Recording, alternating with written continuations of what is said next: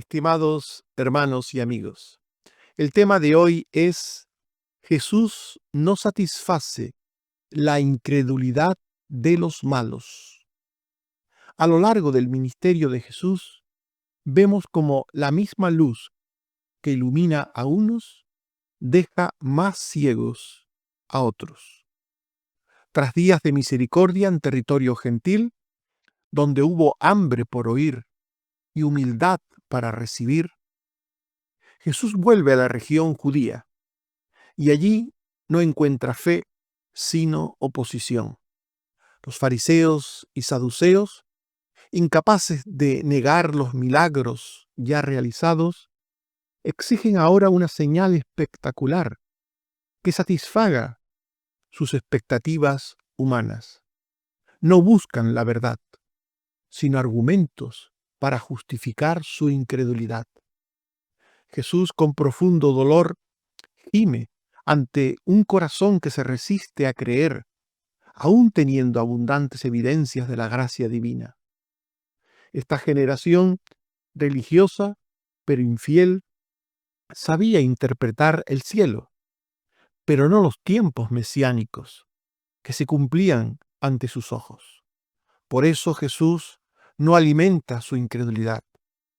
Solo les queda la señal de Jonás, la muerte y resurrección del Mesías. El texto nos llama a examinar nuestro corazón.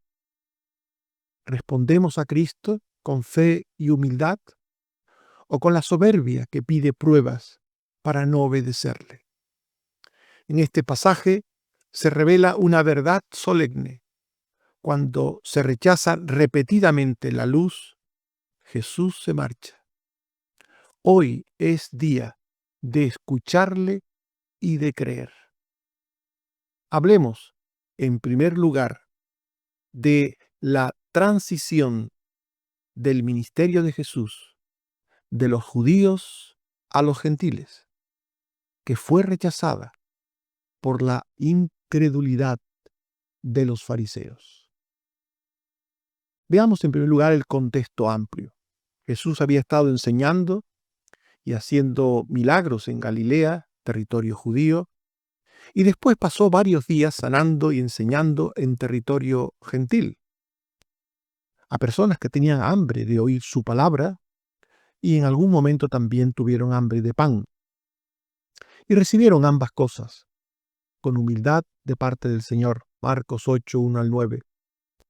Jesús hizo con los gentiles lo mismo que días antes había hecho con los judíos. Pero al volver a la región judía de Dalmanuta, no se encontró con fe, sino con oposición y rechazo. Esto nos hace reflexionar. Debemos darnos cuenta de que a veces hay más receptividad hacia Dios y sus cosas entre personas que están fuera del pueblo de Dios que de aquellos que dicen abiertamente ser de Dios. La misericordia de Cristo se derrama donde hay miseria, necesidad y hambre espiritual, no donde hay privilegios religiosos mal asumidos. Los fariseos no buscaban la verdad.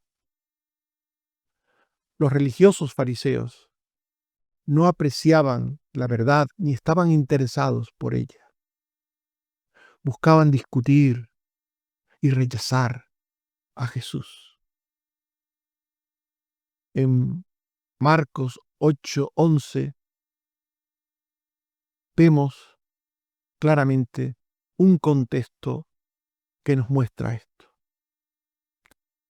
Jesús había estado alimentando, recordemos una vez más, a una multitud gentil que oía su palabra.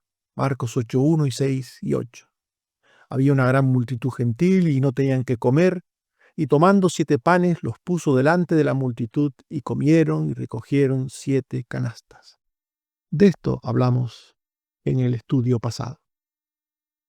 Y los fariseos, frente a aquello, frente a lo sucedido, se enojaron con Jesús, se enfadaron. y vinieron a él para discutir y para contradecir. Marcos 8:11. Vinieron entonces, después de que Jesús alimentase a la multitud gentil, vinieron entonces los fariseos y comenzaron a discutir con él, pidiéndole señal del cielo para tentarle.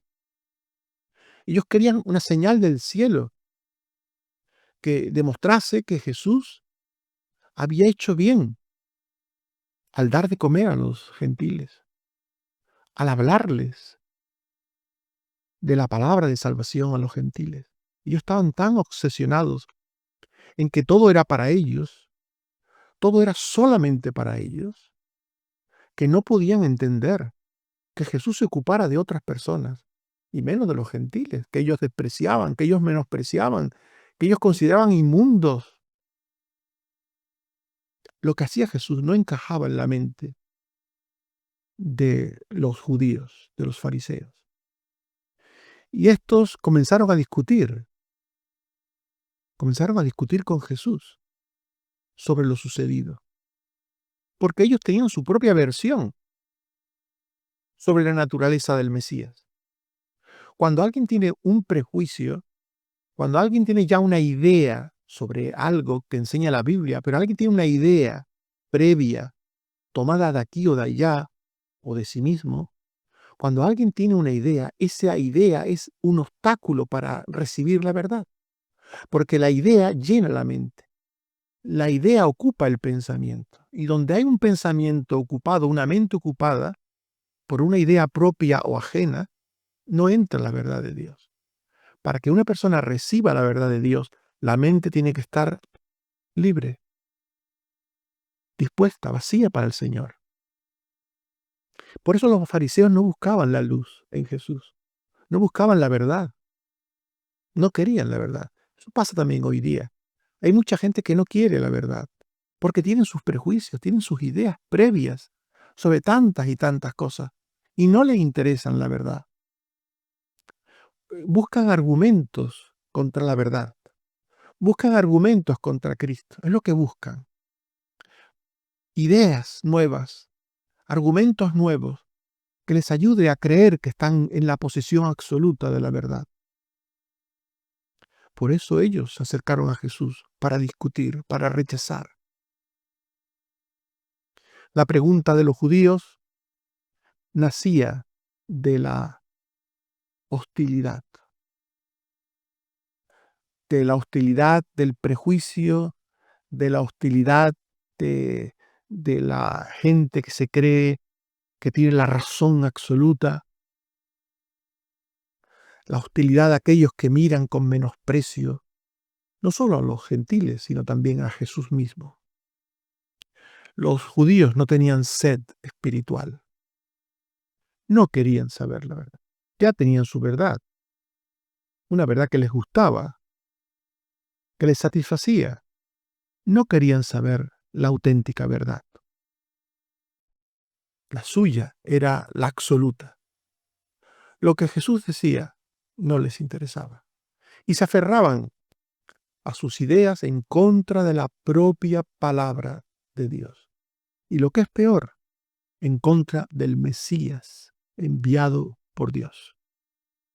Dios les envió al Mesías, al Salvador, al Redentor. Lo tenían delante.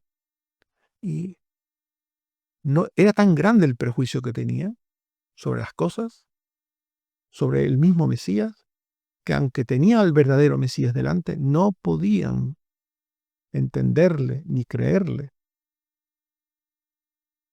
Por tanto, aquella gente preguntó a Jesús, dice que, ¿qué señal nos muestras? ¿Qué señal nos muestras? ¿Qué señal del cielo nos das? Pero dice el texto que lo hicieron para tentarle, para tentarle. No toda pregunta religiosa nace de la fe, ni del deseo de hacer la voluntad de Dios, ni del deseo de conocer. Hay conversaciones religiosas que surgen del deseo de discutir, del deseo de mostrar que se tiene la razón, del deseo de fastidiar, de dejar en ridículo, en evidencia al otro, al contrario.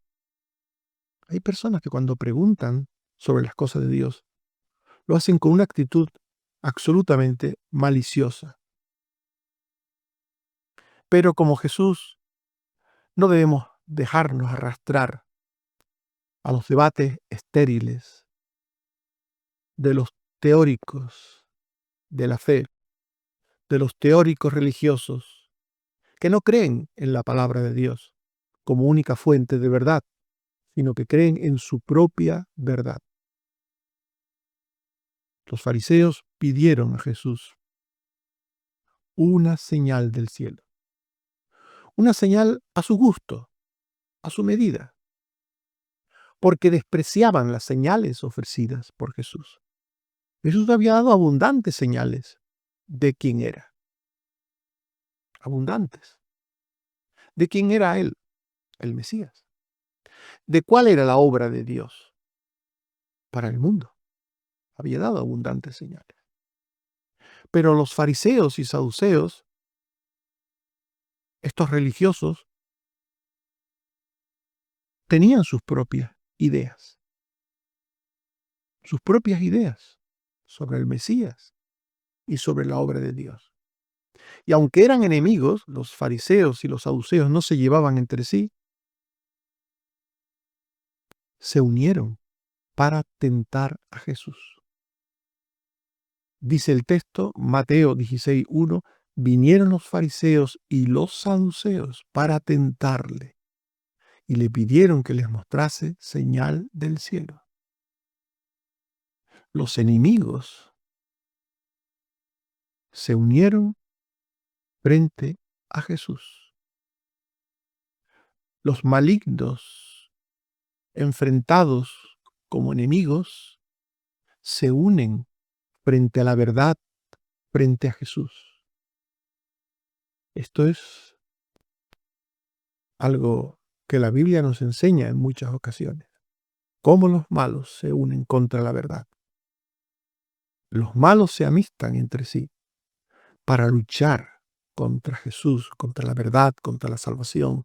Lucas 23:12, un ejemplo. Y le piden una demostración espectacular que satisfaga sus caprichos religiosos. Esto es lo que piden los fariseos y saduceos. Una señal a la medida de sus pensamientos caprichosos, erróneos. Jesús ya había dado abundantes señales, como hemos dicho, de que Él era el Salvador del mundo. Había multiplicado un poco de pan para 2 multitudes, étnicas y religiosamente diferentes. Había obrado muchas sanidades entre judíos y gentiles. Había liberado a muchas personas de la esclavitud del demonio, de unos y de otros. Y también había enseñado con gran autoridad y sabiduría a todos sin distinción. A todos sin distinción. Jesús venía dando señales y señales de que Él era el Mesías y que la obra de Dios era para todos sin distinción. Pero los que son incrédulos ante Dios y sus cosas, no son incrédulos por falta de evidencias. La incredulidad no nace por falta de evidencias. La incredulidad nace de un corazón endurecido. Quien no quiere creer ni quiere obedecer a Dios, siempre pedirá una prueba más, siempre pedirá algo más. Pero los argumentos racionales que pudieran dársele a esas personas no producen fe. No solo no producen fe, sino que ni siquiera satisfacen plenamente. Porque el que es incrédulo, ante un argumento racional, aunque convincente, solo se queda temporalmente calmado. seguirá, persistirá en buscar más, porque solo la palabra de Dios produce fe, porque solo la palabra de fe alimenta el alma y sacia el alma. En esta situación se vio Jesús. Todo lo que había hecho hasta ese momento, todo lo que había mostrado hasta ese momento, llega a territorio hebreo y le reciben con incredulidad, con rechazo, con una actitud insana. No es de extrañar que Jesús se doliera por la actitud que le mostraban los fariseos. No es de extrañar. Dice Marcos 8:12 que gimiendo en su espíritu dijo: ¿por qué pide señal esta generación? De cierto os digo que no se dará señal a esta generación. Gimiendo en su espíritu. El texto habla de un sentimiento de dolor, gemir. El gesto de Jesús no es simple molestia, es pena, es tristeza, es dolor por la necedad y ceguera de un pueblo que debió recibirle con los brazos abiertos, que debió caer rendido ante sus pies. Es dolor, porque en vez de todo eso, los judíos le aborrecieron, le rechazaron, le buscaron a través de preguntas capciosas, le buscaron la manera de dejarle en ridículo, de hacerle caer. Por eso Jesús estaba dolido, gimiendo en su espíritu, porque veía esta actitud maligna. El dolor de Jesús es el dolor por la dureza de un pueblo, por la dureza de corazón de un pueblo privilegiado que debería haberlo reconocido inmediatamente. Inmediatamente.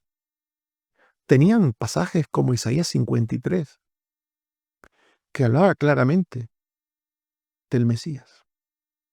Isaías 53 decía que el Mesías venía a salvar, a redimir, a través de su vida, a través de su muerte.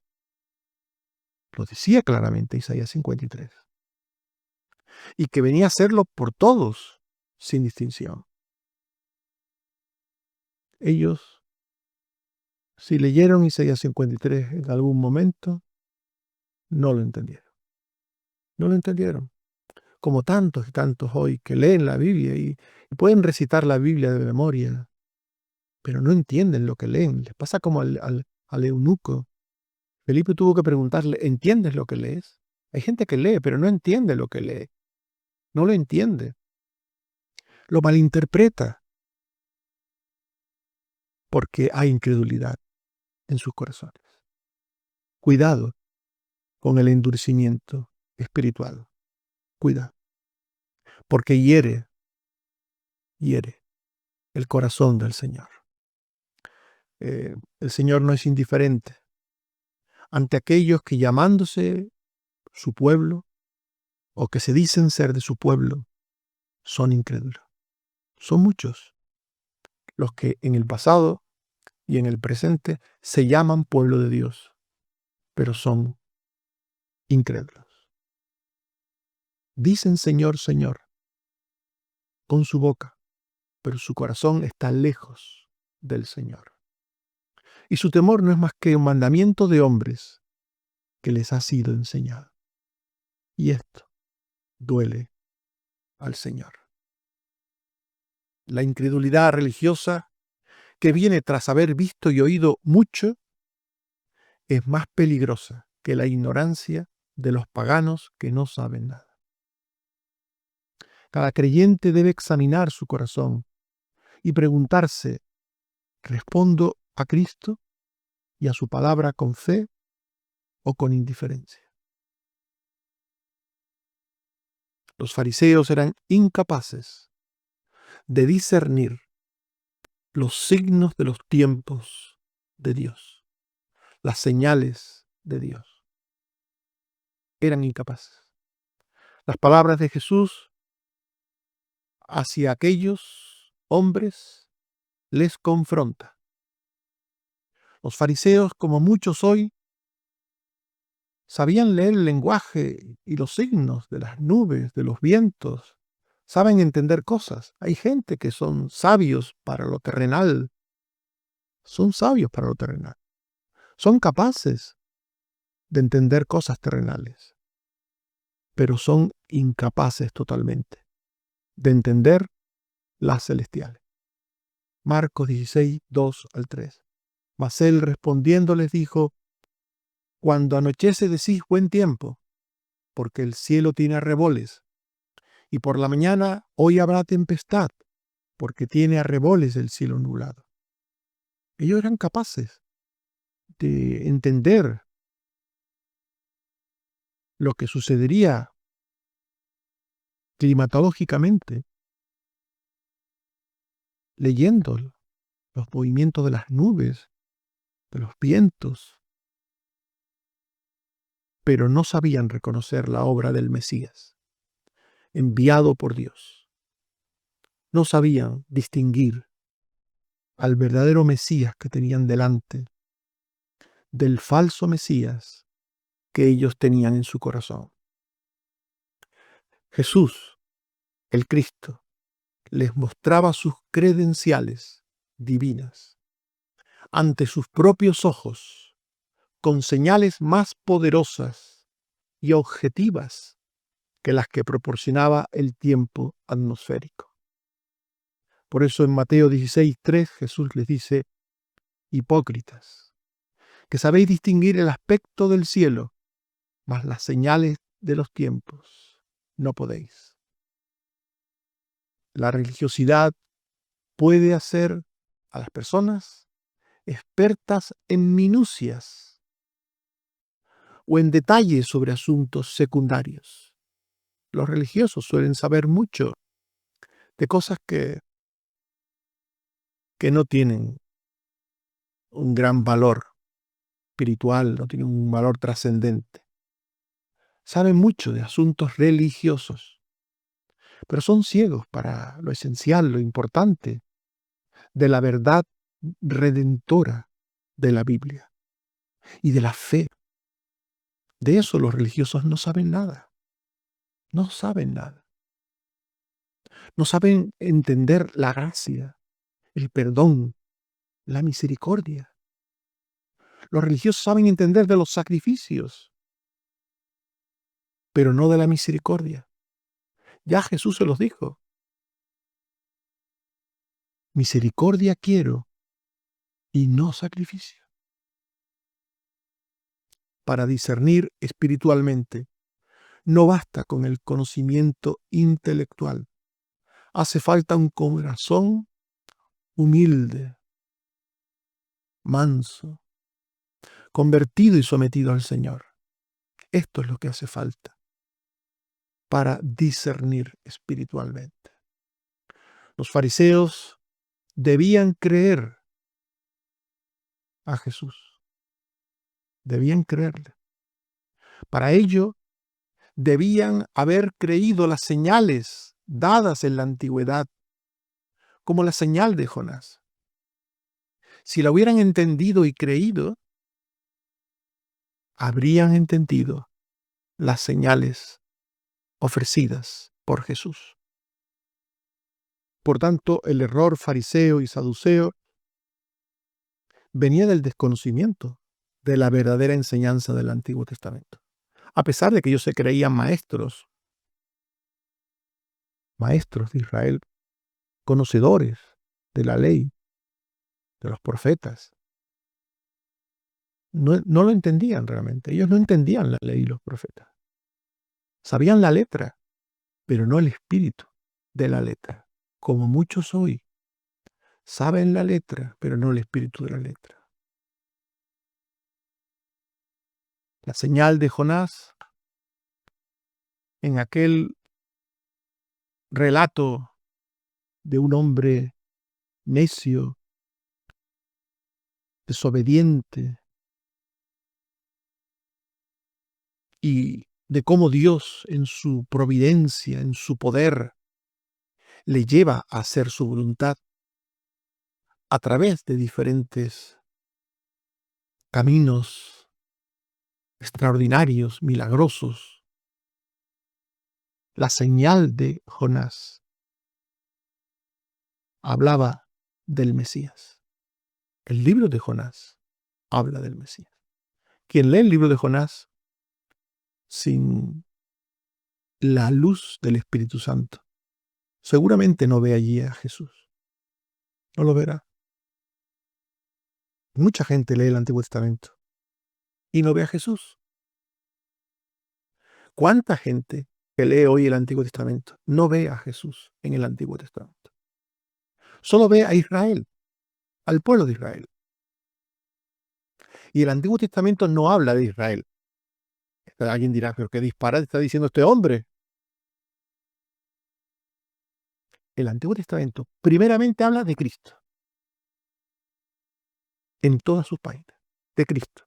Eso es lo primero de lo que habla el Antiguo Testamento, según nos dice el Nuevo Testamento, según nos dice el Antiguo Testamento, según nos dice el apóstol Pedro, que los profetas hablaron según el Espíritu de Cristo que estaba en ellos. El Espíritu de Cristo que estaba en ellos. Y esos profetas hablaron de los sufrimientos de Cristo, de los padecimientos que vendrían tras esos sufrimientos. Eso dice el apóstol Pedro. Se habrá equivocado el apóstol Pedro seguramente. Pero de eso habla el Antiguo Testamento, en primer lugar. De Cristo, del Mesías, de sus sufrimientos, de su obra, del alcance de su obra. De todo eso habla el Antiguo Testamento, en primer lugar. Y en segundo lugar, el Antiguo Testamento habla del Israel de Dios, no del Israel material. Sí, también se habla del material, lógicamente. Siempre que hay una metáfora, siempre que hay un simbolismo, se habla del objeto utilizado, obviamente.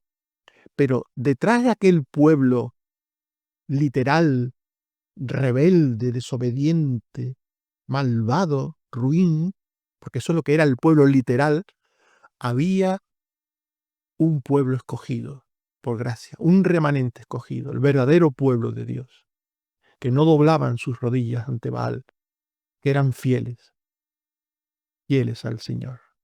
En todo tiempo del Antiguo Testamento hubo un remanente fiel.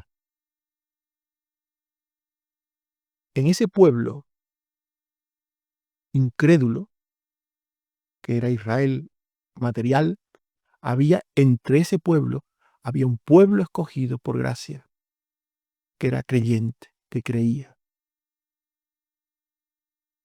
que entendía lo que decían los profetas, que discernían lo que decían los profetas, que sabían que los profetas hablaban de un redentor que vendría en el futuro. Ya Jesús lo dijo, por ejemplo, de Abraham. Abraham se gozó de ver mi día. Abraham creía en el Mesías, en Cristo, en el Cristo que había de venir. Abraham se gozó de ver mi día. Eso lo dijo Jesús. Y Moisés tuvo como más grande el vituperio de Cristo que los tesoros de los egipcios. Por tanto, Moisés también creía en Cristo. Y eso hay gente que le cuesta creerlo, que en el Antiguo Testamento hubiera gente que creyera en el Cristo que había de venir. Les cuesta creerlo y entenderlo. Pero la Biblia lo dice. Por eso el Antiguo Testamento habla de Cristo primero y habla del Israel de Dios, que estaba entre el Israel material. Y el Cristo estaba en medio de relatos, de historias y de muchas cosas. Ahí estaba la referencia al Cristo. Como por ejemplo el libro de Jonás, que parece que no habla de Cristo, pero habla de Cristo. Según nos dice el propio Jesús. Según nos dice el propio Jesús, que es el que interpreta, es el verdadero intérprete del Antiguo Testamento. Oísteis que fue dicho, pero yo os digo. Jesús es el verdadero intérprete del Antiguo Testamento. Lo que la gente diga del Antiguo Testamento no tiene ningún valor, no sirve para nada. Lo que vale del Antiguo Testamento es lo que dice Jesús, lo que dijeron los apóstoles de él, lo que ellos interpretaron, entendieron. Eso es lo que vale, no lo que cada uno piense. No lo que cada uno piense. Eso no sirve de nada. Por tanto, dice Jesús, la generación mala y adúltera demanda señal, pero señal no le será dada. No le será dada, sino la señal del profeta Jonás. Y dejándolo se fue. El libro de Jonás tenía una señal sobre el Mesías. Y esta es la última y definitiva enseñanza en todo el mensaje redentor del Evangelio. Esta es la gran enseñanza del Evangelio. Romanos 5:10. Si siendo enemigos fuimos reconciliados con Dios por la muerte de su Hijo, mucho más, estando reconciliados, seremos salvos por su vida. Esta es la gran enseñanza del Evangelio. La obra de salvación, la obra de reconciliación de Dios con los suyos, con sus escogidos, con su pueblo. Los fariseos no creían en la palabra dada. No creían en nada que viniera de parte de Dios. No creían en nada. Por eso, en Lucas 16:31, se nos dice que Abraham le dijo, si no oyen a Moisés y a los profetas, tampoco se persuadirán aunque algunos se levantaren de los muertos. Quien no lee el Antiguo Testamento bien y lo entiende bien y lo discierne bien, aunque viniera de nuevo Jesús o un ángel a explicarles, mira, esto que piensas está equivocado, las cosas son así, no lo creerían. El que no cree a la palabra de Dios, el que no tiene la actitud vital de decir para sí, la Biblia es la palabra de Dios. La Biblia es la única norma de fe para mí.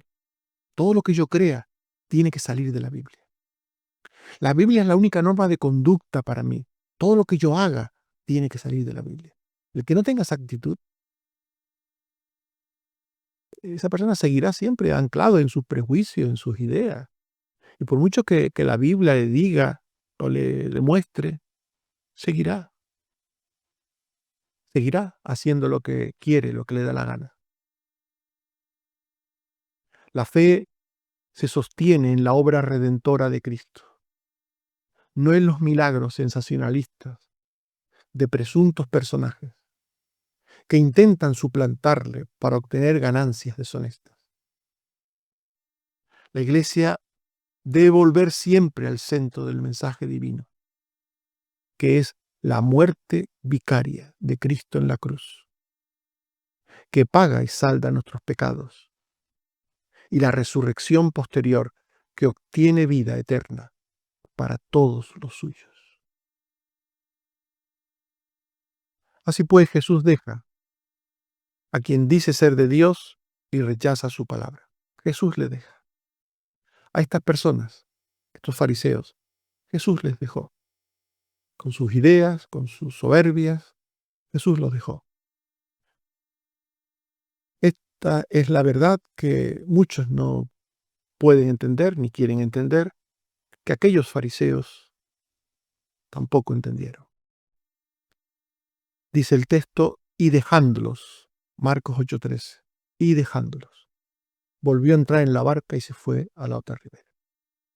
En esta frase solemne, absoluta y categórica, Jesús muestra que donde hay incredulidad obstinada hacia Él y su palabra, Él allí no quiere hacer nada. Dejándolos, se fue. Jesús no fuerza los corazones rebeldes, ni entretiene la curiosidad insana, ni satisface la incredulidad hostil. Sin fe es imposible agradar a Dios. Mateo 16:4.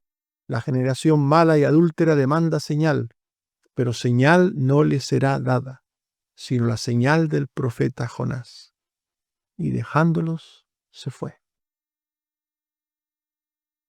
Cristo se aparta de quien rechaza repetidamente la luz de su palabra. En la vida pastoral y misionera también hay momentos en los que debemos dejar a la persona que no quiere escuchar, sabiendo que queda en las manos soberanas de Dios. El mayor juicio que puede recibir una persona es que Dios lo deje seguir en su propio camino de error y de perdición. Ya no hay esperanza para él. Estimados hermanos y amigos, hemos visto que Jesús no satisface la incredulidad de los malos. La humildad abre la puerta a la misericordia. La soberbia religiosa la cierra. Los gentiles se alimentaron de Cristo y los fariseos lo cuestionaron. No fue por falta de evidencia, sino por falta de fe y de obediencia. El corazón endurecido pide señales, no para creer, sino para no creer. La resurrección de Jesús es la gran señal. Quien no se rinde ante ella, no lo hará ante nada más. Jesús se marcha cuando hay incredulidad obstinada. La mayor urgencia en la vida es responder hoy a la luz que Dios da en Cristo. ¿Creemos en Cristo y en su palabra? Esa es la cuestión. Que Dios te bendiga y te ayude. Amén. Oremos. Señor, te damos gracias por tu palabra y te pedimos que nos ayudes a entenderla y a creerla.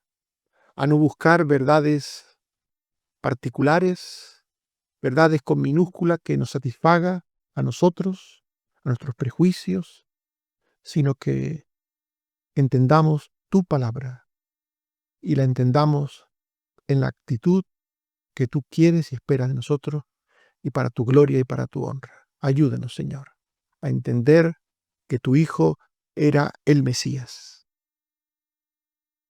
y sigue siendo el Mesías, el Cristo, el Redentor, el Salvador. Ayer, hoy y por los siglos de los siglos. Guárdanos, Señor, del mal y del maligno. Ayúdenos en las cosas que tenemos por delante. Ten misericordia de los enfermos y que tu gracia y tu misericordia sea con todos nosotros.